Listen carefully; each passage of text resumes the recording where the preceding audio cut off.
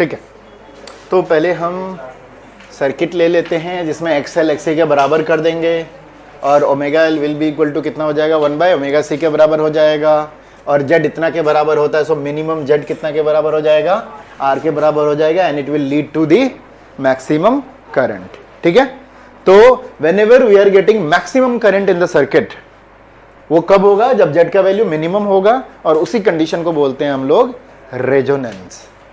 और ये रेजोनेंस कब होता है जब आपको एक्सएल एक्सी के बराबर हो जाता है। ठीक है, चलिए नोट कीजिए, इसी को हम लोग रेजोनेंस बोलते हैं। सो रेजोनेंस फ्रीक्वेंसी आप कैलकुलेट कर सकते हो रिलेशन से। If you will have capital L and capital C for any circuit, तो आपका ओमेगा हो जाएगा स्क्वायर रूट ऑफ 1/LC।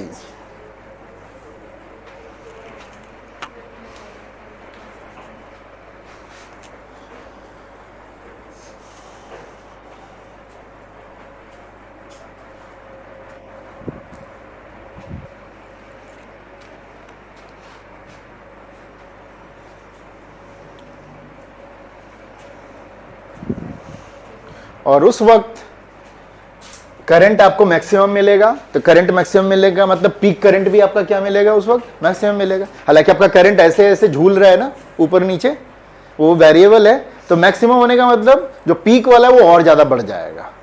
ठीक है, चाहे वो नीचे का पीक हो चाहे वो ऊपर का पीक हो, बाकी वो तो झूलता रहेगा जीरो से लेके उसके बीच में, चेंज होता रहेगा अपनी फ्रीक्वेंसी के साथ साथ, लेकिन अब पीक करंट उसका क्या होगा, बढ़ जाएगा।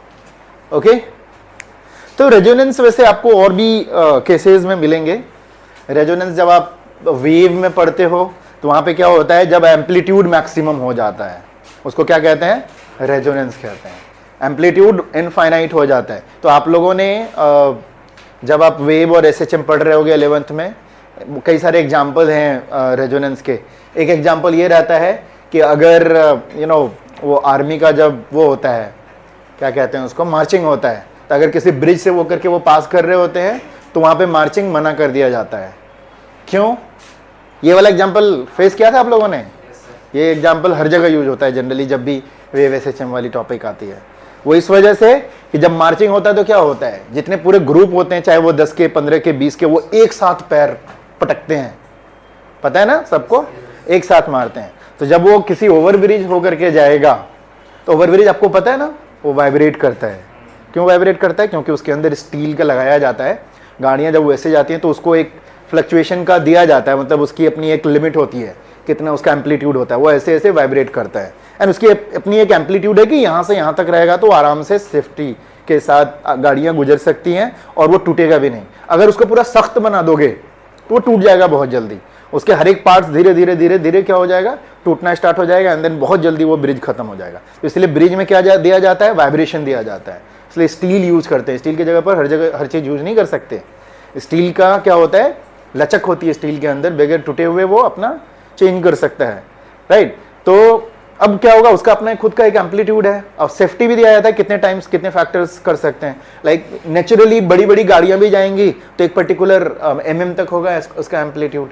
लेकिन जब मार्चिंग क्या होता है, चाहे 10 ही आदमी क्यों नहीं हो, लेकिन जब वो एक साथ सब मारेगा तो क्या होगा, उसकी वाइब्रेशंस बढ़ेंगी। और जब वो एक साथ कंटिन्यू करता रहेगा, तो आपने देखा हो ना झूला को, एक बंदा झूला रहा है ऐसे ऐसे, ठीक है, हर बारी आपने धीरे धीरे अगर बढ़ाया तो क्या होता है, झूला फेंक देगा उसको, वैसे उसके साथ होगा। उसकी एम्पलीट्यूड इतनी बड़ी हो जाएगी, वो रेजोनेंस तक पहुंच जाएगा। एम्पलीट्यूड बड़ा होने की वजह से क्या होगा, वो टूट जाएगा। इसीलिए जब भी मार्चिंग पास होता है तो किसी ओवरब्रिज से या किसी ब्रिज से पास करता है तो उसको मना कर दिया जाता है कि यहाँ पर आपको मार्चिंग नहीं करना है, अदरवाइज वो रेजोनेंस तक पहुंच जाएगा एंड देन केसेस गड़बड़ हो जाएंगे। अच्छा, कहीं पर भी रेजोनेंस का मतलब जिस भी सिचुएशन के बारे में पढ़ रहे हो उसमें वो मैक्स हो रहा है, ठीक है। हर एक का अपना अपना एक रेजोनेंस होता है। अच्छा, कभी कभी क्या होता है, रेजोनेंस का मतलब फायदा भी होता है। रेजोनेंस का मतलब ये है कि एक रिक्वायरमेंट है कि इतनी फ्रीक्वेंसी चाहिए, ओके।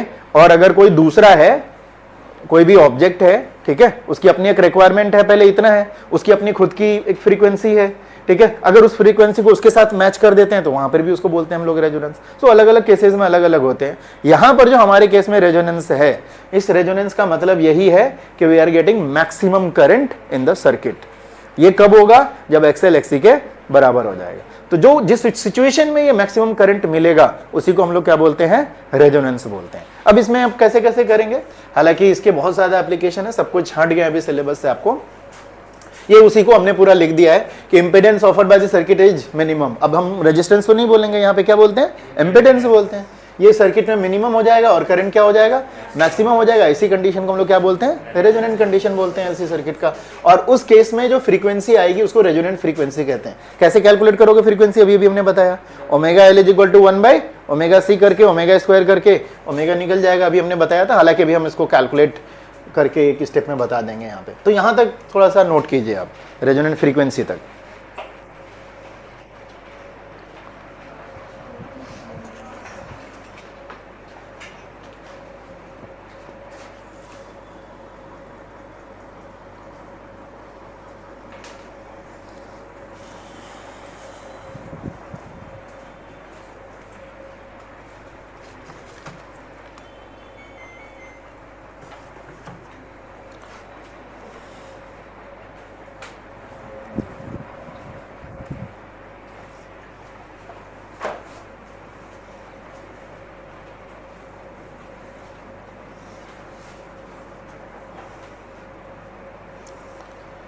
तो जब रेजोनेंस होगा उस वक्त की फ्रीक्वेंसी का नाम कर दिया ओमेगा आर। तो omega R into L is equal to 1 by omega R into C. Omega R निकल गया 1 by square root of L C. और फ्रीक्वेंसी भी निकाल सकते हो। ओमेगा इज इक्वल टू क्या होता है? 2 pi. Omega is equal to 2 pi nu कहिए या 2 पाई एफ कहिए, फ्रीक्वेंसी एफ। तो वहां से एफ निकाल सकते हो, 2 पाई से ले आके डिवाइड कर देना है, बस हो गया।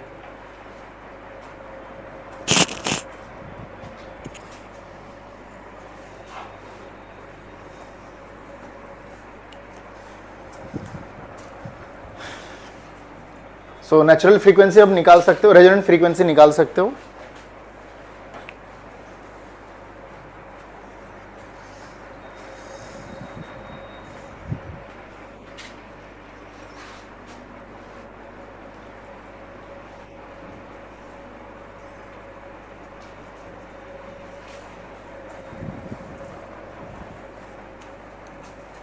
डन? ओके। तो अब रेजोनेंट कर्व बनाना है, एक ग्राफ बनाना है बेसिकली करंट के बीच में फॉर डिफरेंट डिफरेंट फ्रीक्वेंसी के लिए। चलिए ग्राफ देखते हैं जरा सा। ओके, हेडिंग डाल दीजिएगा रेजोनेंट कर्व। बाद में फिर क्यू फैक्टर भी हम लोग कैलकुलेट करेंगे, रेजोनेंट कर्व बनाएंगे। अभी हेडिंग डालिए सिर्फ रेजोनेंट कर्व का, रेजोनेंट कर्व। तो हम ग्राफ बना रहे हैं फ्रीक्वेंसी और करंट के बीच में। फ्रीक्वेंसी, इसको एंगुलर फ्रीक्वेंसी कहिए। ओमेगा इज एंगुलर फ्रीक्वेंसी और एफ जो है वो फ्रीक्वेंसी है। समटाइम्स एंगुलर फ्रीक्वेंसी को भी फ्रीक्वेंसी बोल देते हैं, ठीक है। तो कभी कंफ्यूज मत होइएगा, दोनों ही फ्रीक्वेंसी है, बट दोनों में फर्क है कि omega is equal to 2 pi times of the actual frequency होता है। तो बट सम एंगुलर फ्रीक्वेंसी बोला जाता है ओमेगा को, बट समटाइम्स फ्रीक्वेंसी भी बोल देते हैं। तो उससे कंफ्यूज नहीं होने का, क्योंकि दोनों में सिर्फ एक कांस्टेंट टर्म का ही तो फर्क है। ओके, तो हम ओमेगा और आई के बीच में क्या निकाल रहे हैं? ग्राफ बना रहे हैं। सोचो क्या होगा। हम क्या कर रहे हैं? फ्रीक्वेंसी चेंज कर सकते हैं। फ्रीक्वेंसी क्या कर सकते हैं? चेंज कर सकते हैं, राइट। लेकिन हमें एक चीज पता है, एक पर्टिकुलर फ्रीक्वेंसी पर ही आपका ऑसिलेशन जो है वो रेजोनेंस होगा, and that will be equal to 1 by square root of L C. उससे कम करेंगे तो नहीं होगा, उससे ज्यादा करेंगे तो भी नहीं होगा, क्योंकि कम और ज्यादा करने का मतलब यही है एक्सएल और एक्सी के बीच में अनबैलेंसिंग होना। And again you will get some value of the XL minus XC का कुछ वैल्यू आ जाएगा, रेजिस्टेंस थोड़ा सा बढ़ जाएगा और करंट क्या हो जाएगा? कम हो जाएगा, ठीक है। तो जहां पे एक ओमेगा का एक पर्टिकुलर वैल्यू होगा जहां पे आपको करंट मैक्सिमम मिलेगा, ठीक है। और मैक्सिमम करंट का मतलब हम करंट, किस करंट की बात कर रहे हैं? हम पीक करंट की बात कर रहे हैं। किसकी बात कर रहे हैं हम? पीक करंट की। हालांकि मेन जो करंट तो ऐसे ऐसे ऐसे ऐसे जा रहा है, ठीक है। तो इसमें तो बाकी तो वेरिएबल है, वेरिएबल की तो बात ही नहीं कर सकते हम, वो तो ऑलरेडी कभी जीरो हो रहा है कभी माइनस में हो रहा है। तो बढ़ेगा कौन सा बढ़ेगा, तो टॉप वाला बढ़ गया, टॉप वाला बढ़ गया, उसके अकॉर्डिंग आपका रेशियो में सबका सब बढ़ेगा, ठीक है। हालांकि वो फर्क, तो हम जो ग्राफ बना रहे हैं ये पर सिर्फ पीक वाले करंट के साथ बना रहे। तो पीक वाला करंट जो है आपका सबसे ज्यादा मिलता है आपको omega is equal to omega R पर। उससे कम करने पर भी करंट कम हो जाएगा, उससे ज्यादा करने पर भी करंट कम हो जाएगा। ये बात समझ में आ रही है, क्योंकि कम और ज्यादा दोनों करने पर ही आपका रेजिस्टेंस या कहिए इंपीडेंस सर्किट का बढ़ जाता है और करंट कम हो जाता है। तो अगर हम ग्राफ बनाएंगे, पहले हम जीरो से स्टार्ट करेंगे, तो जीरो पे तो कुछ रन नहीं करता, कुछ वैल्यू से स्टार्ट करेंगे ओमेगा से, कुछ ओमेगा पर आपका कुछ ना कुछ करंट मिलेगा। और मान लीजिए कहीं बीच में आ रहा है वो जहां पे आपको मैक्सिमम करंट मिलता है, तो पहले आपको होगा क्या, कम मिलेगा, कम होते हुए धीरे धीरे धीरे बढ़ते बढ़ते जब मैक्सिमम करंट पर जाएगा, जहां पर मैक्सिमम होगा वही वाली फ्रीक्वेंसी आपकी जो होगी वो होगी रेजोनेंट फ्रीक्वेंसी। फिर उससे भी फ्रीक्वेंसी जैसे आगे बढ़ेंगे वापस क्या हो जाएगा, वो कम हो जाएगा। अच्छा, दूसरी एक और चीज जो हम बात कर रहे थे कि जो मैक्सिमम करंट मिलेगा I इज इक्वल टू क्या होता है, E बाई जेड, राइट। अब ये E बाई बेसिकली क्या हो गया, R हो गया, Z इज इक्वल टू सिर्फ R बचा ना, XL और XC तो खत्म हो गया, एक दूसरे को खा गया वो, राइट। अगेन ये जो करंट इस पर भी डिपेंड करेगा, आपने जो उस वक्त सर्किट में रेजिस्टेंस लगाया वो कितने का लगाया है ना। अगर वो भी आप वेरी करोगे तो उसके हिसाब से भी आपका वो वाला वेरी होगा, ठीक है। तो हम बाद में देखेंगे, पहले किसी एक पर्टिकुलर सर्किट के लिए देख लेंगे जिसमें आर भी फिक्स है, एक्सएल और एक्सी को फिक्स कर दिया है, दोनों को बराबर कर दिया है हमने, ठीक है। उस केस में भी ऐसे होगा। तो देखिए भाई कैसे होगा, जैसे जैसे ओमेगा बढ़ेगा तो ये करंट आपका बढ़ेगा। जब टॉप पे गया है जहां पे मैक्सिमम आई नॉट का वैल्यू मिल रहा है, उस वक्त का जो ओमेगा होगा वो किसके बराबर होगा, ओमेगा आर के बराबर होगा। उस वक्त क्या हुआ है, एक्सएल एक्सी के बराबर हो गया है, एक्सएल एक्सी के जैसे ही बराबर हो गया, जेड का बाकी वैल्यू खत्म, सिर्फ आर बचा, so Z is equal to I is equal to V by R, Z R के बराबर होगा। ये मिल गया आपको, ये एक पर्टिकुलर R1 रेजिस्टेंस के लिए होगा, ठीक है। अब बिकॉज अभी हमने बात करी है कि this I is equal to Z by naught Z E by R. अब अलग अलग आर जो आपके सर्किट में है उसकी वजह से अलग अलग मिलेगा आपको ये पीक, पूरा का पूरा ग्राफ ही उसके लिए कर्व बदल जाएगा। क्यों, अच्छा कम आर के लिए ये आई क्या होगा, ज्यादा बड़ा पीक बनाएगा, और छोटा वाला रहेगा तो क्या होगा, बड़ा, और बड़ा रहेगा तो छोटा, क्योंकि बड़ा वैल्यू ऑफ रजिस्टर लगा रहेगा तो फिर करंट वो भी रिड्यूस कर देगा, है ना। उसके हिसाब से हमें, मेरे पास अलग अलग ग्राफ भी मिल जाएगा यहाँ पे। तो देखिए हमने अलग अलग ग्राफ भी बनाया है। ये वाला बताइए, अगर R2 है तो कौन बड़ा होगा, R1 बड़ा होगा कि R2 बड़ा होगा, R2 बड़ा होगा, क्योंकि इसका जो टॉप है उसके टॉप से छोटा है। तो आपका जो I होगा, क्या बोलते हैं हम लोग, I, जो I नॉट आपको मिल रहा है वो मिल रहा है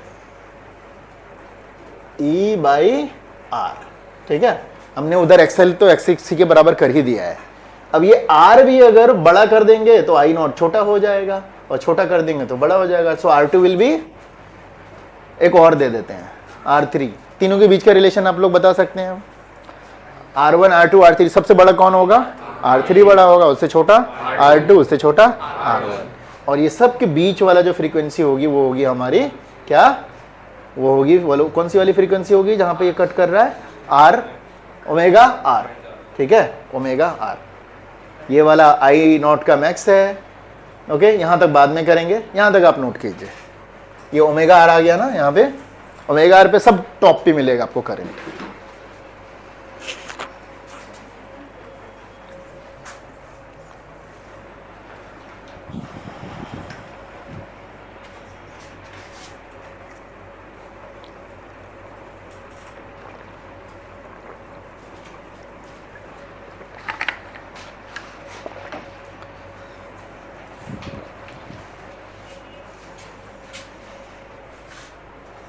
कृष्णा, तूने बायो की क्लास अटेंड नहीं करी आज?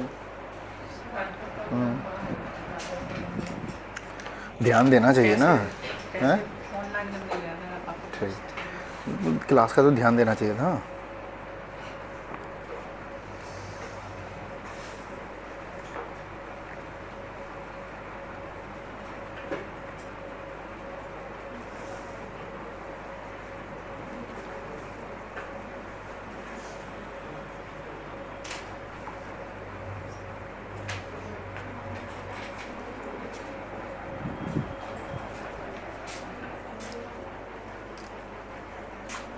हो गया? ठीक है, सीधा मार, सीधा एकदम, सबका टॉप जाना चाहिए। तुमने ही नीचे वाला गड़बड़ कर दिया। सबका टॉप एकदम उसी पे ओमेगा पे रहेगा, ठीक है, जहां पे मैक्सिमम करंट मिलेगा। इस वाले रेजिस्टेंस के लिए मैक्सिमम करंट ये है, अगले वाले रेजिस्टेंस के लिए ये 3 अलग अलग सर्किट का बात कर रहा है, लेकिन सब में फ्रीक्वेंसी क्या रखा है? सेम रखा है। 3 अलग अलग सर्किट का मतलब हर जगह आर जो है अलग अलग आपने रखा है उस सर्किट में बना करके, ठीक है। अब हम बात करते हैं average value of the current. याद है IRMS? IRMS क्या होता था? टॉप का कितना? 1/√2 टाइम्स, ठीक है, एवरेज करंट IRMS बोलते थे। तो इसका जो हम देखेंगे तो 2 मिलता है, एक ये वाला मिलता है और एक ये मिलता है, ठीक है। तो ये वाला जो है ये आपका IRMS वाला है। ये कौन कौन सी फ्रीक्वेंसी पे मिलता है? यहाँ इस वाले फ्रीक्वेंसी पे, और ये वाला इस वाले फ्रीक्वेंसी पे, ठीक है। अब ये ऐसा क्यों कर रहे हैं? तो आपको थोड़ा सा आइडिया लेना है कि when you are just about to reach to the top, ठीक है, तो इसका मतलब आपकी फ्रीक्वेंसी अब आपका जो रिक्वायरमेंट वाला फ्रीक्वेंसी उसको मैच करने जा रहा है, ठीक है। हालांकि वो एग्जैक्ट यहां पे करेगा, बट यहीं से उसको करीब करीब वो चीज मिलना स्टार्ट हो गया है। एंड सेम चीज यहां से क्या है, अपने टॉप से वो धीरे धीरे दूर जा रहा है। तो फ्रीक्वेंसी का एक रेंज बन जाता है, ठीक है। यहां से आप नजदीक जाने लग गए और यहां से दूर जाते जाते यहां तक गए हैं, तो फ्रीक्वेंसी का एक रेंज हो जाता है। इसी को नाम दिया जाता है बैंड विड्थ। क्या नाम दिया जाता है? बैंड विड्थ, ठीक है। बैंड विड्थ का मतलब फ्रीक्वेंसी का पूरा रेंज है।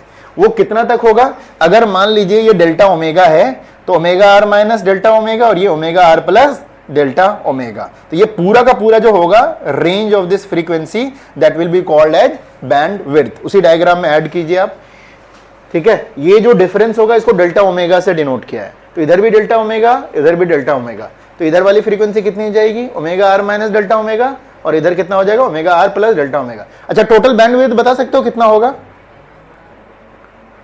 फ्रीक्वेंसी का? इधर भी डेल्टा ओमेगा, इधर भी डेल्टा ओमेगा, तो टोटल कितना हो जाएगा? ट्वाइस ऑफ डेल्टा ओमेगा, ठीक है। अभी करवाऊंगा वो भी, ये आप ऐड करो उसमें।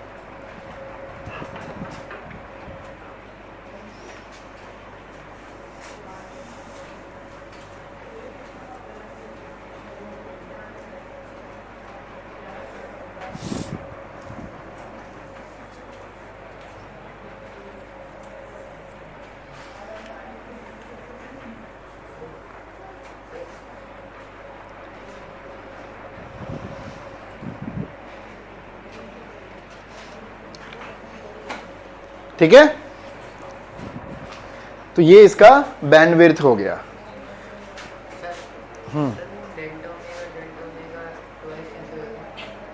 हाँ, नहीं, देखो यहां से यहां तक का जो भी चेंज है that is called delta omega.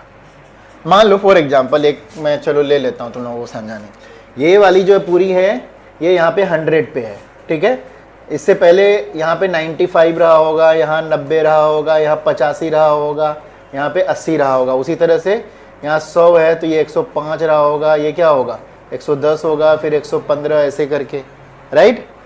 तो 100 तुम्हारा एग्जैक्ट ओमेगा आर वाला है, एंड द डेल्टा ओमेगा 10 है इसका पीछे वाला। तो ये वाला फ्रीक्वेंसी निकालना चाहोगे तो 100 माइनस 10 90 करने के लिए, तो इसीलिए लिखा हुआ है omega R minus delta omega. तो डेल्टा ओमेगा कितना है? 10 है। सिमिलरली 10 इधर भी है, तो टोटल जो आ जाएगा पूरा बैंड विड्थ कितना? 10 इधर मिल रहा है, 10 इधर मिल रहा है, तो टोटल मिला के कितना है? 20 है। ओके, अच्छा ऐसा क्यों दिया बैंड विड्थ? तो बैंड विड्थ इसलिए दिया कि जैसे ही इसके ऊपर आप जाना स्टार्ट करते हो तो ये जो है ना, ऑलरेडी ये सारे के सारे मैक्सिमम करंट में हो रहे हैं, और आपके पास एक ऐसा सिस्टम है जिसका रेंज दिया हुआ है कि वो सिस्टम में इतने लेवल से ऊपर करंट जाएगा तो वो काम करना स्टार्ट करेगा, उससे कम जाएगा तो काम नहीं करेगा। अभी मैं उसका भी एग्जांपल आगे चल करके बता दूंगा आपको, ठीक है। कि अगर वो आपका जो सिस्टम है वो इस रेंज के ऊपर ही काम करता है, इस रेंज से नीचे काम नहीं करता, तो इसका मतलब क्या है? मिनिमम जब इस फ्रीक्वेंसी पे होगा, इसका मतलब आपका जो वो सिस्टम है वो काम करना स्टार्ट हो गया है। अब आपका फ्रीक्वेंसी थोड़ा चेंज भी करेगा तो और मैक्सिमम मिलेगा, तो आराम से काम करेगा, और आगे तक जाएगा और काम करेगा। इससे जैसे ही करंट नीचे जाता है वो कट ऑफ हो जाता है, सो इट वोंट वर्क।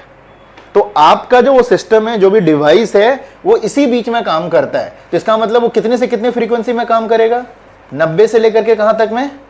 110 में। मान लो ये करंट जो है उसका है 10 एम्पियर, ठीक है, लेकिन वो 8.5 से ही 8.5 से ऊपर के लिए काम करता है, 8.5 से ऊपर के लिए काम करता है।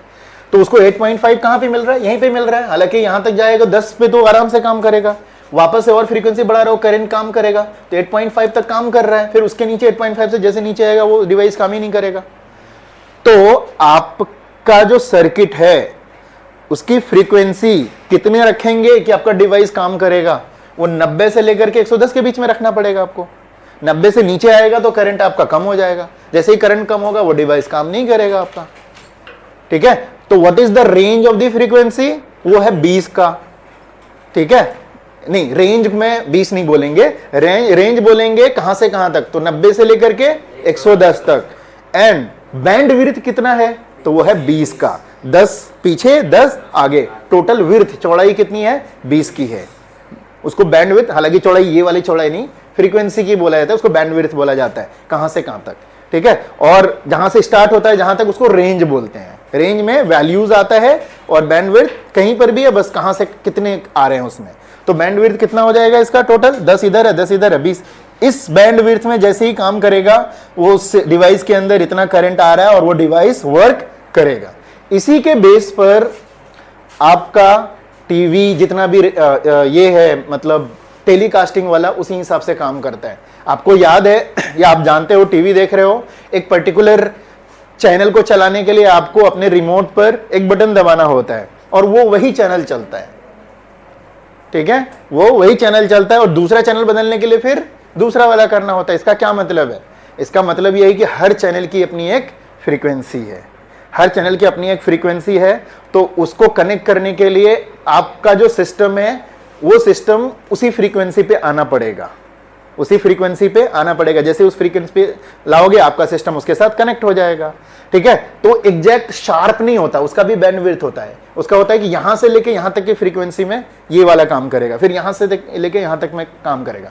तो अभी तो खैर बहुत ज्यादा शार्प हो गया है, लेकिन अगर पुराना वाला तुम लोगों ने तो खैर नहीं देखा होगा, हमारे जनरेशन का जब टीवी होता था उसमें क्या होता था, उसमें वो चेंज करने वाले होते थे, रिमोट नहीं होता था, हाथ से चेंज करने वाला होता था। अगर वो खराब हो जाए ना, उसको थोड़ा सा भी आगे पीछे करे, एक चैनल चल ही रहा दूसरा चैनल भी लगने लग जाता है। कभी कभी थोड़ा सा इधर आए तो पहला वाला लग रहा है, थोड़ा सा उधर करे तो दूसरा लग जाए, बीच में रहे तो कभी कभी दोनों की वॉइस आने लग जाती थी। इसका मतलब शार्पनेस कम था। इसका अगर यहां से यहां तक है तो दूसरा का यहां से यहां तक है, और कुछ जगह क्या होता है दोनों मर्ज करने लग जाता है। जब मर्ज करने लगेगा तो थोड़ा सा भी वो पूरा मैकेनिकल होता था, पहले वो भी नहीं आता था, रिमोट भी नहीं आता था। मतलब 2000 के आसपास की बात बता रहा हूँ, DD1 वगैरह से ज्यादा चलता था उस वक्त, तब की बात है, ठीक है। 2000-2005 के बीच में बस यही सब चलता था उस वक्त, और कुछ नहीं होता था। तो क्या होता था कि लाइक ये चैनल कभी कभी एक दूसरे को मर्ज कर रहा है, यहाँ पे है। अब क्या है, काफी शार्प कर दिया है अब, बिकॉज डेवलपमेंट हो गया है, टेक्नोलॉजी में ज्यादा डेवलप हो गया है, तो अब शार्प हो गया, लेकिन अभी भी बैंडविड्थ होता है। तो हर चैनल का अपना अपना बैंडविड्थ होता है, उस फ्रीक्वेंसी के रेंज में रखोगे तो वो चलेगा। तो बैंडविड्थ होने का मतलब यहां से लेकर के यहां तक काम करेगा। तो ये इसी के बेस पर ही आपका रिमोट सब काम करता है। अच्छा, रेजोनेंस करने का मतलब यही है, जो चैनल की फ्रीक्वेंसी है और आपके डिवाइस की फ्रीक्वेंसी दोनों की सेम हो गई, तो इसका मतलब है वो पर्टिकुलर चैनल चलने लगेगा। आपको चैनल चेंज करना है तो आपको फ्रीक्वेंसी चेंज करना होता है, आप रिमोट से चेंज करते हो। तो रिमोट अब आ गया, पहले वहां पे दबाने वाला रहता था या घुमाने वाला रहता था, ठीक है, वैसे करते थे। तो ये कहानी है इसकी। तो हम लोग क्या बात कर रहे थे, दिस इज द रेंज, यहां से लेकर के यहां तक रेंज है, ठीक है। और पूरे को क्या कहते हैं हम लोग, बैंडविड्थ। तो टोटल बैंडविड्थ कितना होगा, डेल्टा ओमेगा इधर है, डेल्टा ओमेगा इधर है, टोटल कितना हो जाएगा, ट्वाइस ऑफ डेल्टा ओमेगा हो जाएगा, ठीक है। तो ये चीजें कुछ लिखा है हमने, टोटल बैंडविड्थ कितना हो जाएगा आपका, ट्वाइस ऑफ डेल्टा ओमेगा। ये डायग्राम क्लियर है, वहां से समझ सकते हो, ठीक है। अब आगे अभी हम लोग क्यू फैक्टर करेंगे, क्वालिटी फैक्टर जिसको बोलते हैं। बैंडविड्थ कितना हो जाएगा आपका, twice of delta omega. Clear, अच्छे से समझ गया होगे आप लोग।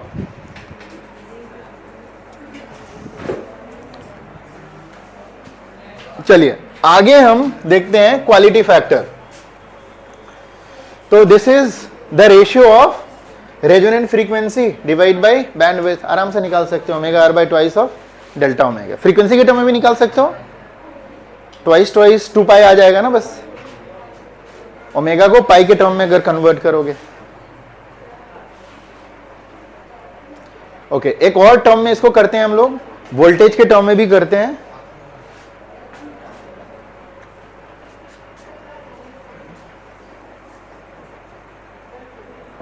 Q is equal to V I by V R, दूसरा फॉर्मूला एक और है।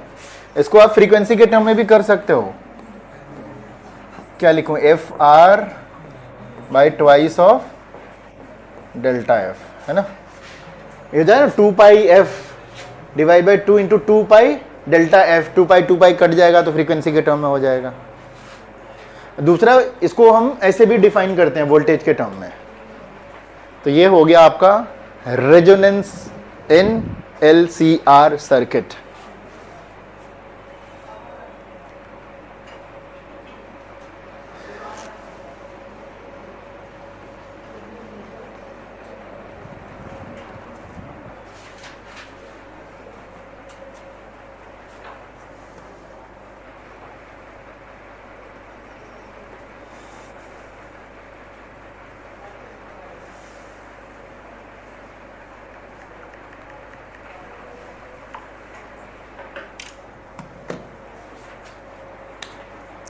ठीक है, क्वालिटी फैक्टर का मतलब फॉर्मूला याद रखिएगा आप लोग। हो गया। और सेम क्वालिटी फैक्टर का एक और फॉर्मूला है वोल्टेज ड्रॉप के टर्म में, मतलब वोल्टेज डिफरेंस इंडक्टर के अक्रॉस और कैपेसिटर के अक्रॉस।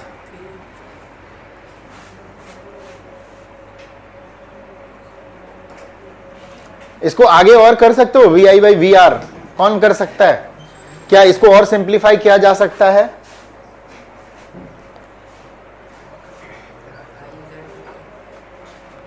हाँ बोलो बोलो, क्या आई तक तो पहुंचे, फिर जेड क्या, वी आई है डिवाइड बाई वी आर है। सोचो क्या होएगा। LCR सीरीज में है, सब में करंट सेम होगा। So if you are going to calculate VL, sorry VI में बोल रहा था, VL, इट्स VL इंडक्टर, ठीक है। और नीचे क्या है आपका रजिस्टर है, तो निकाल सकते हो VI बाई वी आर को। फिर मैं VI वी आर बोलता हूँ, VL बाई वी आर। हाँ तब मैं लाऊंगा, पहले कोई ट्राई तो करो। सीरीज में सेम करंट है, तो वोल्टेज डिफरेंस कितना हो जाएगा भाई? I इंटू आर, आर होगा रजिस्टर में, तो इंडक्टर में कितना होगा? I इंटू एल या XL?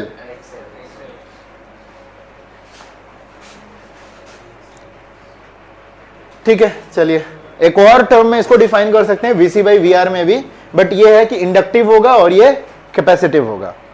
आगे भी आप कर सकते हो, ये भी कितना हो जाएगा? I into XC divide by क्या हो जाएगा? I into R. I cut जाएगा तो XC बाई XR के टर्म में भी हो जाएगा, XC बाई R के टर्म में भी हो जाएगा। वो क्या हो जाएगा? XL बाई R के टर्म में। नहीं समझ में आया? सेम सीरीज में ना, सेम करंट रहेगा, तो VL को क्या लिख सकते हैं? I इंटू XL, और इसको क्या लिख सकते हैं? I into R। ये XL बाई XR हो जाएगा, और ये कितना हो जाएगा? XC बाई XR हो जाएगा। तो ये इंडक्टिव वाला है क्वालिटी फैक्टर, और ये इंडक्टिव वाला है। चलिए आगे चलते हैं अब। अच्छा नोट नहीं किया?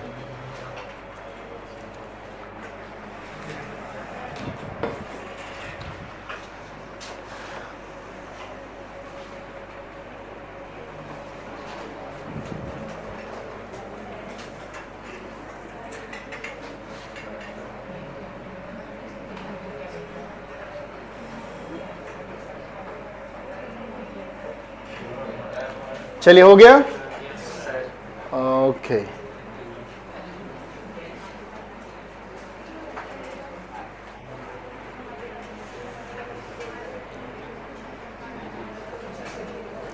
XL को क्या लिख सकते हो? फिर ओमेगा L लिख सकते हो, ठीक है। और XC को क्या लिख सकते हो? 1 by XC, 1 by omega L, sorry, XC को 1 by omega C।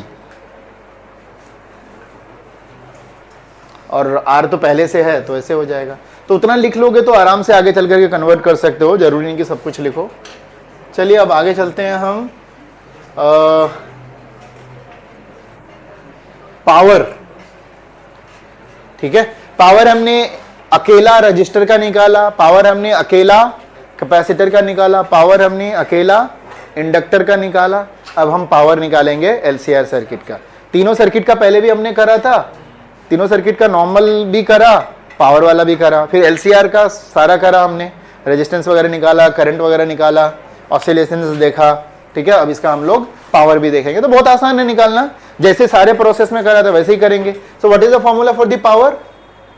Voltage into current, ठीक है, या फिर E इंटू आई। ई हमारा वोल्टेज है, यहाँ पर ईएमएफ है, E इंटू आई करेंगे। E का एक्सप्रेशन हमारे पास ऑलरेडी है, आई का एक्सप्रेशन हमने निकाला है, E और आई का वैल्यू पुट करेंगे, कैलकुलेट करेंगे, हो गया। तो E पता है हमें, E naught sine omega T, I पता है हमने निकाला था, I naught sine omega T plus 5 हो जाएगा, राइट। ये वाला कौन एक्सप्लेन करेगा? या चाहो तो आप एलसीआर सर्किट का देख सकते हो, फेजर डायग्राम वहां से निकालना है। करंट का कितना हो रहा है? साइन ओमेगा टी प्लस 5, और ईएमएफ का ओमेगा टी, दोनों का फेज डिफरेंस कितना है? 5 है। कैसे हुआ?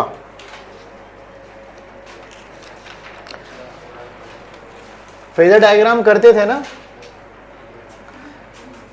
हमारा ये बेस होता था और ये सबसे पहले हमने ईएमएफ लिया था, ठीक है। ईएमएफ कितना? ओमेगा टी पर है, राइट। और अगर हम देखें सबसे पहला वाला, तो करंट भी इसी डायरेक्शन में मिलता है रजिस्टर के लिए, अकेला रजिस्टर के लिए। तो जिधर ईएमएफ उधर ही करंट, जिधर ईएमएफ उधर ही करंट था हमारा। ओके, जब हम एलसीआर करने लगे तो एलसीआर में क्या किया हमने कि हमने करंट को बेस बनाया, उसके बाद फिर हमने सारा किया एक्सएल और एक्सी का किया। तो एक्सएल करंट से 90 डिग्री ऊपर बना रहा था, एक्सी 90 डिग्री पीछे बना रहा था। तो नेट आपको मिला था एक्सएल एक्सी ऐसे, ठीक है। और फिर इन दोनों का आप क्या बनाते थे? रिजल्टेंट बनाते थे। तो ये आपका फाइनल मिला। क्या मिला? क्या मिला था?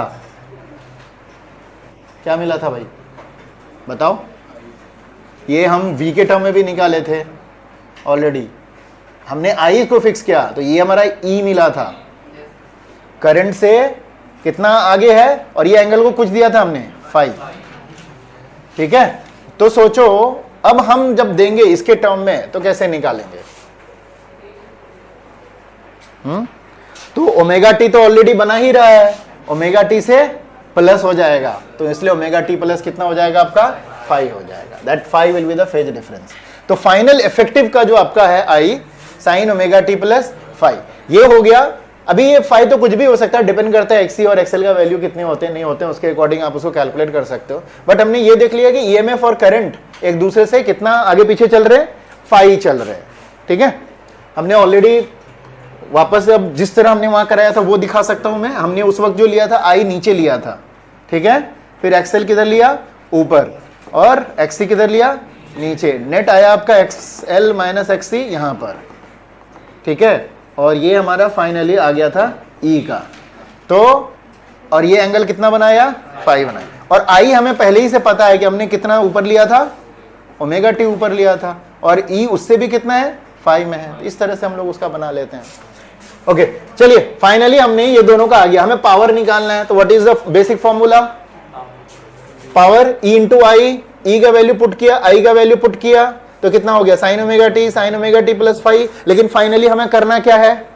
किसी एक के टर्म में लाना है ना, तभी हमें पता चलेगा ये वेरिएशन कितना है। आइदर साइन हो या कॉस हो या टेन हो। यहां पर 2 है, साइन ए और साइन बी, मतलब 2 साइन है। अब इसको हमें कन्वर्ट करना पड़ेगा। तो यहां पर मैथ वाले का अब आ जाता है कुछ ट्रिगो में जो आपने पढ़ा है। एक फॉर्मूला हम लोग यूज करेंगे। ये फॉर्मूला किसी को याद है? Sine A into sine B is equal to, ये basically twice of sine A into sine B होता है, cos A minus B minus cos A plus B. एक फॉर्मूला है, ट्रिगो में आप लोग पढ़ोगे। तो जिसने बायो वाले हैं उसको साइड में लिख करके उसको याद कर लेना। मैथ वाले ने तो रट्टा मारा ही होगा, नहीं मारा होगा तो मारना पड़ेगा। इसमें बहुत सारे हैं, एक वो प्लस वाला हो जाता है, यहाँ प्लस वहाँ माइनस, अलग अलग में हो जाता है। वो डिपेंड करता है sine A sine B, cos A cos B, cos A sine B, sign A cos B, किसके किसके बीच में आप कर रहे हो उसके अकॉर्डिंग अलग अलग ये फॉर्मूला बनता है। तो हमें ये वाला फॉर्मूला लगाना है, twice of sine A sine B is equal to cos A minus B minus cos A plus B. अब ट्वाइस इधर है, उधर लेके चले गए, तो यहां पर हमारा ये साइन ए है और ये है साइन बी। ए है ओमेगा टी और बी कितना है, ओमेगा टी प्लस 5, राइट। अब फॉर्मूला पुट कर देते हैं, तो ई नॉट आई नॉट तो बाहर है ही, half cos A minus B है, तो omega T minus omega T plus 5 हो गया। फिर minus cos A plus B, तो कॉस ए है ओमेगा टी और बी कितना है, ओमेगा टी प्लस 5 है।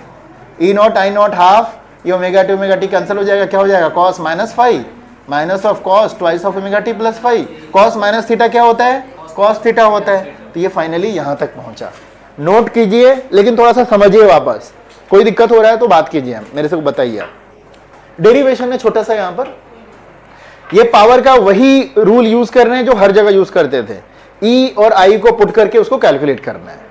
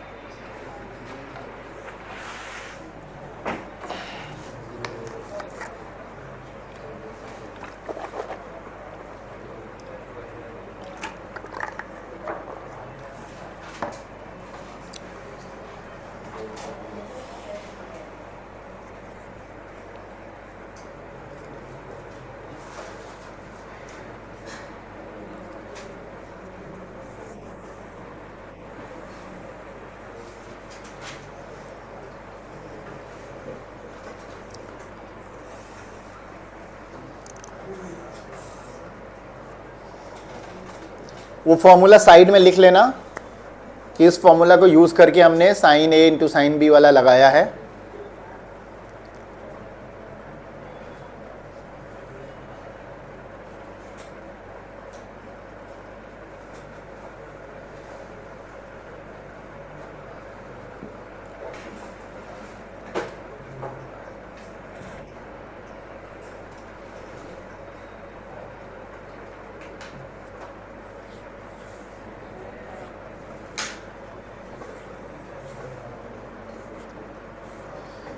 तो हम क्या चाह रहे थे, एक सिंगल कॉस साइन टेन के फॉर्म में कन्वर्ट करने का।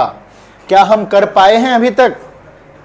मेरा क्वेश्चन यही है, मैं यही देखना चाह रहा हूं, खाली कॉपी कर रहा हूं, कुछ समझ रहे हो क्या मकसद है हमारा यहां पर? रेजिस्टेंस में कितना आता था ये पावर, आई स्क्वायर आर के बराबर आता था, या फिर ई इंटू आई, ठीक है। वहां जब निकालते तो वहां कोई साइन कॉस नहीं होता था, पावर का वैल्यू रजिस्ट करता था। लेकिन जब हम आए इंडक्टर के निकालने में, तो वहां पर अकेला साइन या कॉस ओमेगा टी के टर्म में आता था, जो ऊपर नीचे करता था, एक बार प्लस एक बार माइनस, फ्रीक्वेंसी डबल हो जाती थी, ट्वाइस ऑफ ओमेगा आता था। फिर वहां पर भी एवरेज पावर कितना हो जाता था हमारा, 0। फिर कैपेसिटर में देखा, वहां पर भी उतना ही आया, ट्वाइस ऑफ ओमेगा टी में, वो साइन या कॉस में हमारा कन्वर्ट हो सकता था, उसका भी प्लस माइनस ऐसे कर ले। तो क्या यहां पर हमारे पास उस तरह का आया जो हम चाह रहे थे?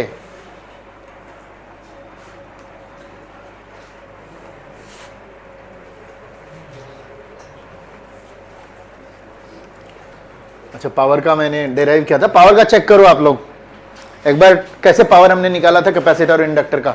नोट्स चेक करो, 2 क्लास पहले मैंने कराया था, नहीं तो ऐसे तुम लोग फिर बैठे रह जाओगे या मैं कराता रह जाऊंगा, फिर पता नहीं चलेगा क्या है।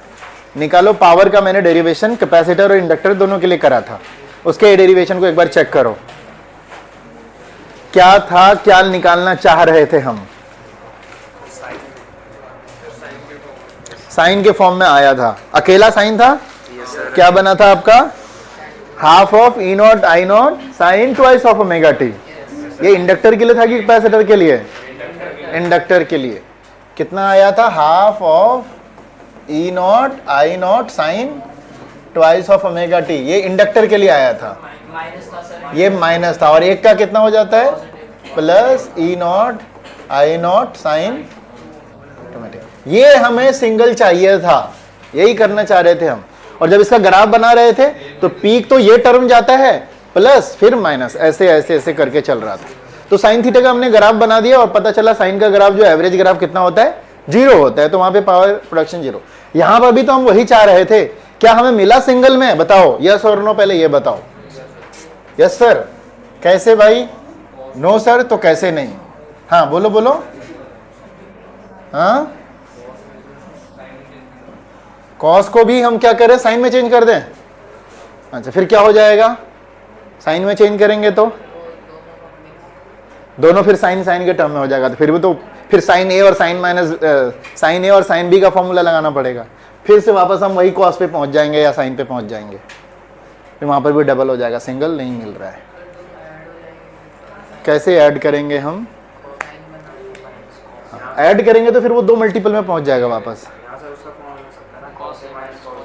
भाई जो हम चाहे थे वो हमें मिल चुका है, लेकिन आप लोग ध्यान से नहीं देख रहे हो। वजह ये है कि this is a constant term, it's not a variable term है क्या ओमेगा टी उसमें? फाई क्या है आपका? एक कांस्टेंट टर्म है, कोई थीटा है, तो this is a variable term. ये है आपका वेरिएबल, सिर्फ सॉरी ये कांस्टेंट टर्म है, ये वाला कांस्टेंट टर्म है, ये आपको कोई दिक्कत नहीं दे रहा। कॉस फाई है ना, फाई एक बार 30 डिग्री का फिक्स हो गया तो कॉस 30 कितना, √3/2 फिक्स हो गया, it's not changing at all. कौन चेंज कर रहा है? ये एक ही तो चाहिए था आपको, एक ही वेरिएबल है ये। तो बहुत सारे लोग इसको देखते हैं तो बिगड़ जाता है, अच्छा अभी भी कॉस और कॉस आ गया, 2 आ गया, अब कैसे करें, मुझे तो सिंगल चाहिए। तो भाई ये ऑलरेडी सिंगल मिल चुका है, ये वेरिएबल थोड़ी है। वेरिएबल वो होता है जिसमें ओमेगा और टी टाइम फंक्शन आ जाता है, वही वेरिएबल होता है ना। टाइम बढ़ेगा, ओमेगा टी का वैल्यू चेंज होगा और वो अपना अपना वैल्यू चेंज होगा। इसमें कोई चेंज होने वाला है? फाई टाइम पर इंडिपेंडेंट है, ठीक है। तो हमें मिल चुका है जो चाहिए, तो ये बाकी कांस्टेंट है। अब इसको मल्टीप्लाई करके इसको कैलकुलेट कर लें हम, तो अगर करें कितना हो जाएगा ये,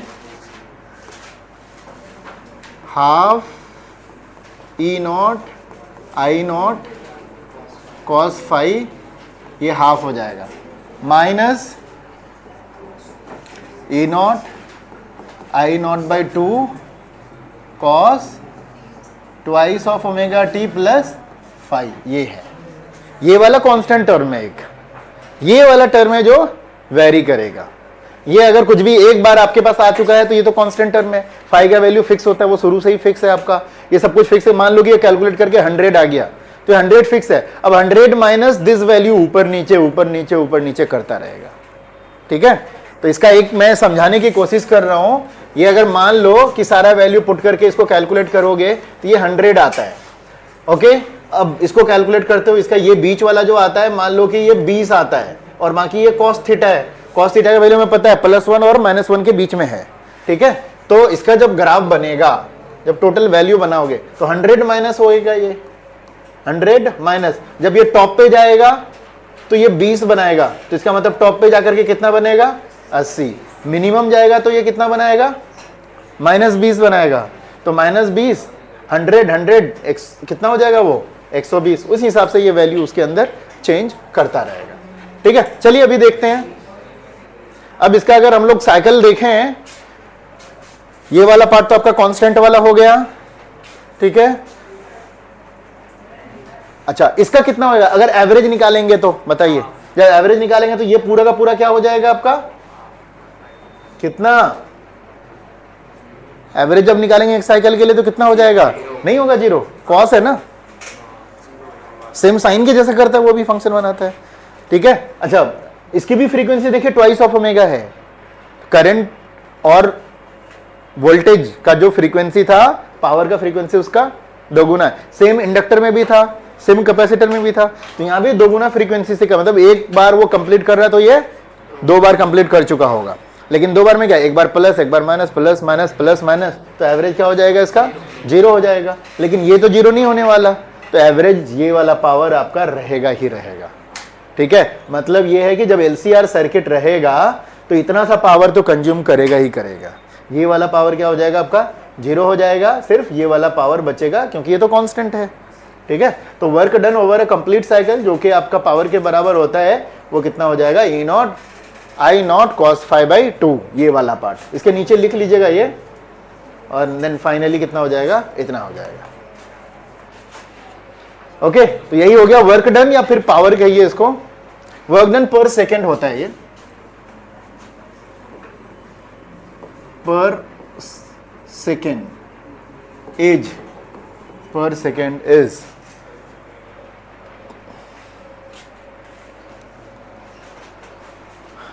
तो जो पावर कंज्यूम्ड होगा वो होगा half of E naught I naught cos five. ठीक है, ये टोटल के नीचे हाफ है, अगर इतना नहीं लिखना चाहो तो यहां लिख दो ना, यही वाला पार्ट तो है। तो सारे का एवरेज निकालेंगे जिसमें से ये तो जीरो हो जाएगा, लेकिन ये वाला तो रहेगा ही रहेगा, ये कांस्टेंट है। ठीक है, तो average power over a cycle कैसे निकालते हैं हम लोग, work done divide by time, तो वो तो खैर उतना ही हो गया। Average power half of E naught I naught cos five. Okay,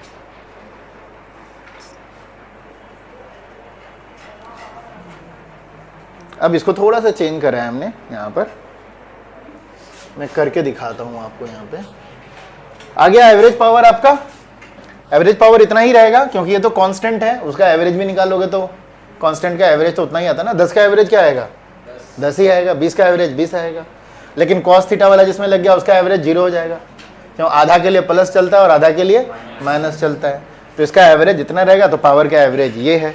लेकिन इसको थोड़ा सा हम चेंज कर सकते हैं। क्या चेंज करने की कोशिश कर रहे हैं हम लोग ऐसा लिख सकते हैं, E naught I naught divide by 2 को ऐसा लिख सकते हैं, √2 इंटू √2 लिख सकते हैं कॉस फाइव। अब इसको और कर सकते हैं हम लोग, इसको अलग अलग कर दें, ई नॉट बाई √2 और आई नॉट बाई √2 इंटू क्या, कॉस फाइव। और क्या कर सकते हैं आप बताओ, क्या कर सकते हैं, एनीवन? ई नॉट बाई √2 और आई नॉट बाई √2 को भी और रिप्लेस कर सकते हैं हम लोग, किससे, RMS से। सो बेसिकली ये कितना है, ई RMS है, और ये कितना है, आई RMS इंटू कॉस फाइव।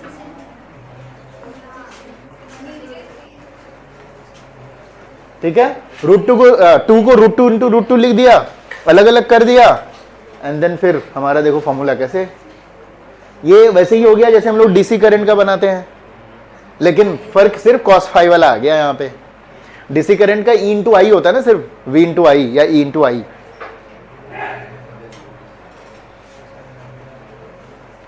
तो DC करंट और LCR में जब AC करंट दोगे तो पावर में दोनों में कैसा रहेगा, E इंटू आई, जैसे E RMS I RMS।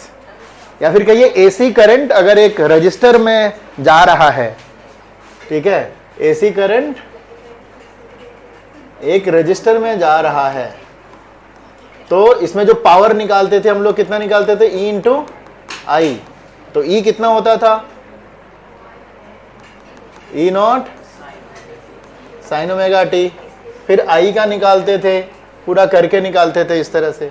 ठीक है, तो सेम तरीका हमने फॉलो करके, नोट कर लिया था तुम लोगों ने? चलो मैं लिख देता हूं फिर से।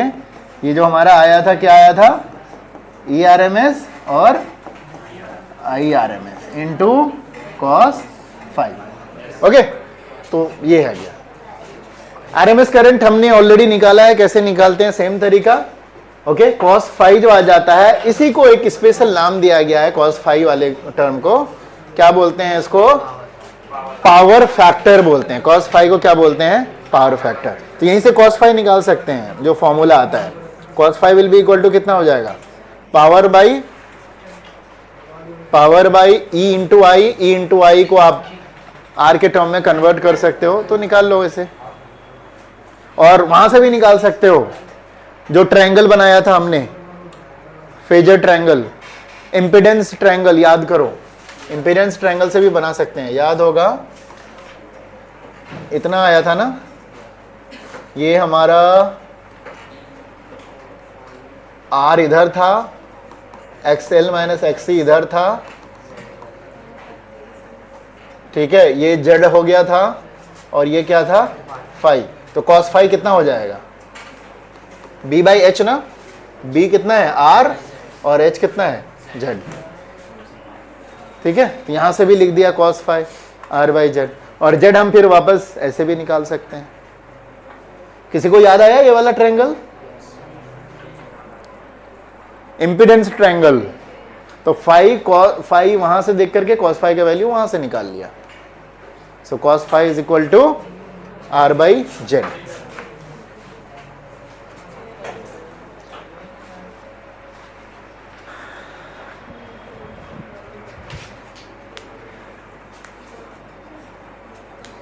हो गया? तो कोई भी पावर फैक्टर निकालने की जरूरत पड़ेगी, ये वाला फॉर्मूला लगा के निकाल लोगे, और हो सकता है आपको tan फाई दिया हो तो वहां से आपको कैलकुलेट करके निकालना पड़े, तो वहां से निकाल सकते हो। ओके, आप वापस से जब यहां पे लिख रहे हो ना cos phi equal to R by Z, तो मैं चाहता हूं कि यहीं पे आप ये ट्रायंगल बना लो ताकि आपको वापस से याद आए कि ये कहां से आया था। ट्रायंगल सबको याद होगा, XL माइनस XC इधर बना था, ये R था करंट की तरफ, और ये आपका Z बना था फाइनल। याद नहीं है तो वापस से एक बार पलट के देख लो note. So what I think ये चैप्टर थोड़ा सा टफ माना जाता है पूरे 12th में फिजिक्स में, ठीक है? थोड़ा सा ही है, ज्यादा नहीं है, बस एक दो बार पढ़ोगे तो हो जाएगा। इसके बाद फिर आसान आसान है। सेकेंड बुक तो इजी है बहुत। तो ये वाला चैप्टर जैसे एज कंपेयर टू अदर थोड़ा सा कॉम्प्लेक्स माना जाता है ये, बट टफ नहीं है, पढ़ोगे तो हो जाएगा। हाँ बोलो। हाँ, अभी आपको क्या करना है, जब आगे फिर रिवीजन करेंगे तो उसका एक स्ट्रक्चर बनाएंगे, डेरिवेटिव वाला अलग, फिर फॉर्मूला वाला एक बनाएंगे। फॉर्मूला का देखेंगे कौन कौन सा मेन फॉर्मूला है, तो वो सब चीजें। चलो हो गया। So almost we are done. हटा दूं इसे? ठीक है, तो ये आ गया आपका एलसी ऑसिलेशन तो नहीं है। एक टॉपिक और आपका बच रहा है इसमें, ट्रांसफॉर्मर।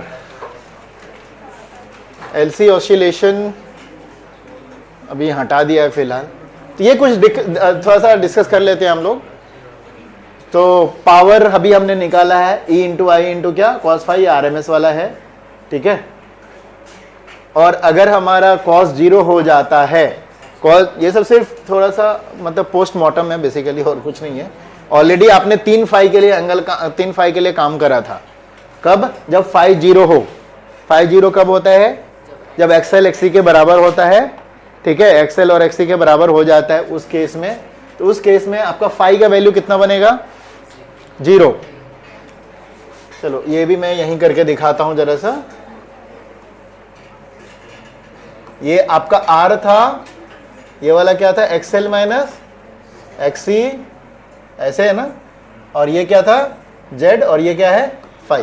पहला वाला केस फाई 0, ये नीचे हो गया। कब? XL किसके बराबर होता है? XC के बराबर। उस वक्त पावर जो आपको मिलता है वो कितना मिलेगा? मैक्सिमम मिलेगा। उस वक्त पावर मैक्सिमम मिलेगा। E इंटू आई, ये सफिक्स वाला R है।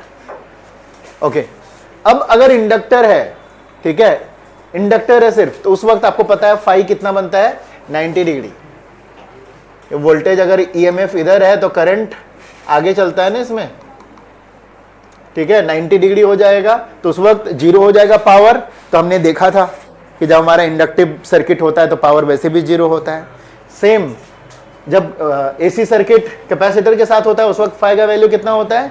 90 डिग्री। इसमें 90 डिग्री पुट करोगे, पावर 0 आ जाएगा। तो ये एक सिंगल डेरिवेशन आपका, वो जो बाकी दो डेरिवेशन उसको ये प्रूफ करता है कि अर्लियर डेरिवेशंस वर करेक्ट। ये तो हमने पूरा LCR का बना दिया। खाली L के लिए ले सकते हैं, खाली C के लिए ले सकते हैं, खाली R के लिए भी ले सकते हैं। खाली R का मतलब है L और C 0 है। L और C जब 0 है तो फाई का वैल्यू आपका 0 बनेगा, तो एवरेज E इंटू आई R के बराबर होगा।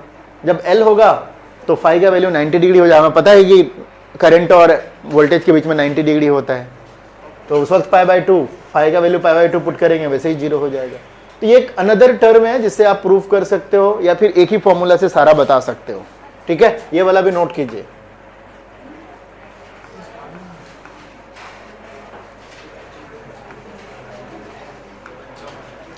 इसको डाला था यहां पर, इसकी बात नहीं करेंगे आज।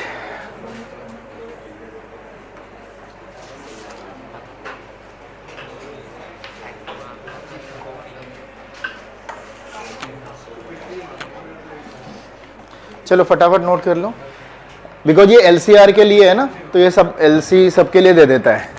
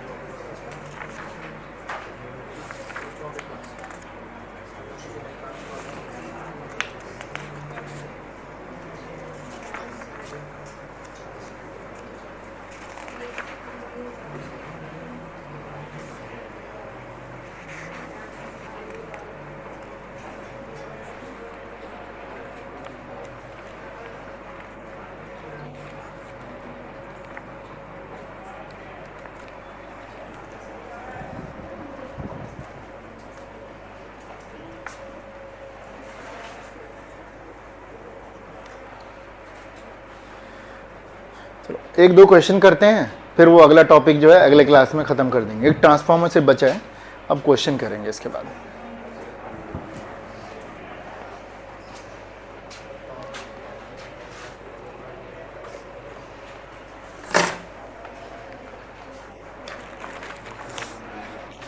तो अब वो सारे क्वेश्चन हो जाएंगे जो मैंने बताया था आपको करने के लिए, बट इसी के बेस पर मैं क्वेश्चन करवाऊंगा अभी कुछ।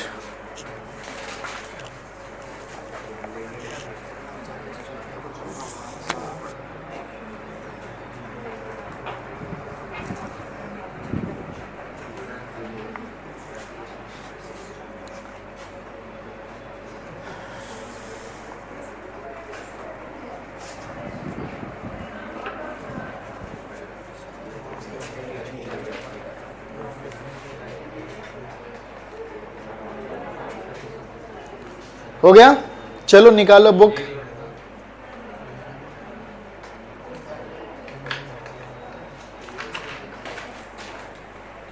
तो सबसे पहले डाउट वाला क्वेश्चन देखो, अब हो जाएगा। कौन सा वाला था? 7th वाला था ना। 30 माइक्रोफेरेड कैपेसिटर और इंडक्टर है 27 मिली हेनरी का। So what is the angular frequency of the free oscillations of the circuit? निकल जाएगा। Omega will be equal to 1/√ऑफ LC करना है, ठीक है। और अगला क्वेश्चन है, suppose the initial charge on the capacitor in previous question is 6 milli coulomb. What is the total energy stored in the circuit initially? What is the total energy at a later time? पुराना वाला formula निकाल दो, half CV square करके। अब इसमें अब तो लगभग सारे क्वेश्चन तुमसे हो जाएंगे। आज वाला करता हूं जरा सा, आज जैसे करा LCR सर्किट वाला निकालते हैं। हाँ, शॉर्ट क्वेश्चन में पहला क्वेश्चन निकालो जरा सा बुक।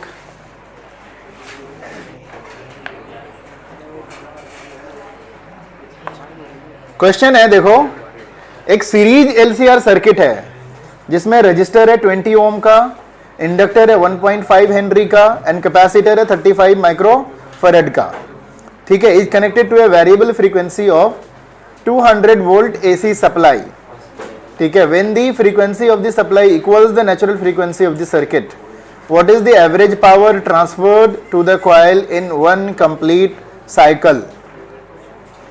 क्या सोचते हो? क्या क्या गिवन है इसमें?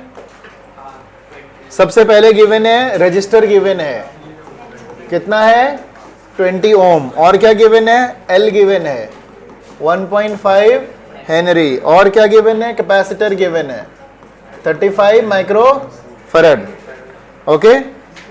कनेक्टेड है to a variable frequency 200 volt AC supply. जो E है वो कितना है? 200 वोल्ट का सप्लाई है वहां पर, ठीक है। सो when the frequency of supply equals the natural frequency of the circuit, natural frequency of the circuit का मतलब समझ जाओ, जिस फ्रीक्वेंसी पे वो रेजोनेट करता है, ठीक है, उसी को क्या कहेंगे अब? Natural frequency. तो so when the frequency of the supply equals the natural frequency of the circuit, what is the average power transferred to the circuit in one complete cycle? तो एक कंप्लीट साइकिल में LCR series में कितना power generate होता है? दो part में हो रहा था, E0 I not by 2 cos five plus sign five वाला, उसका एवरेज 1 साइकिल के लिए क्या हो जाएगा, 0 हो जाएगा। तो अब निकालिए भाई, अब ई नॉट और आई नॉट, और आपको क्या बताना है, दूसरा भी निकालना है ना, क्या क्या, फाइव। चलिए, आपका 200 वोल्ट दिया हुआ है ऑलरेडी, एक और ये किया ना, हाँ, ई नॉट और आई नॉट, या फिर इसको हम लोग क्या कर सकते थे, ई आर एम एस और I R M S into कितना है, cos फाइव।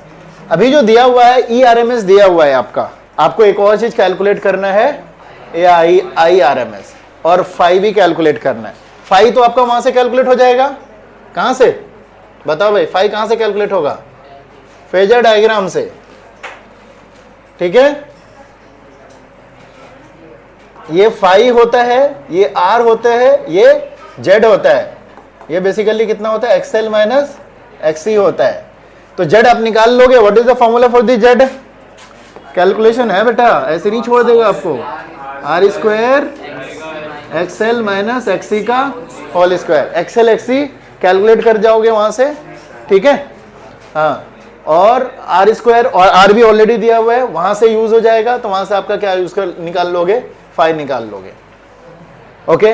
अच्छा, करंट कितना जाएगा उस वक्त, करंट निकालना, आई आर एम एस भी निकालना है आपको।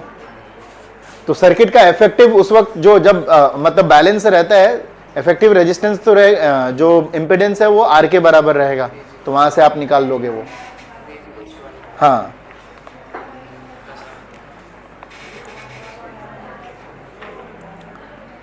नेचुरल फ्रीक्वेंसी कैसे निकालोगे, फ्रीक्वेंसी तो अभी तो फिलहाल पता नहीं है, तो नेचुरल फ्रीक्वेंसी कितना के बराबर होता है, omega is equal to 1 by square root of L C, L और सी दिया हुआ है ऑलरेडी, ओमेगा भी वहां से निकल जाएगा आपका, ओके।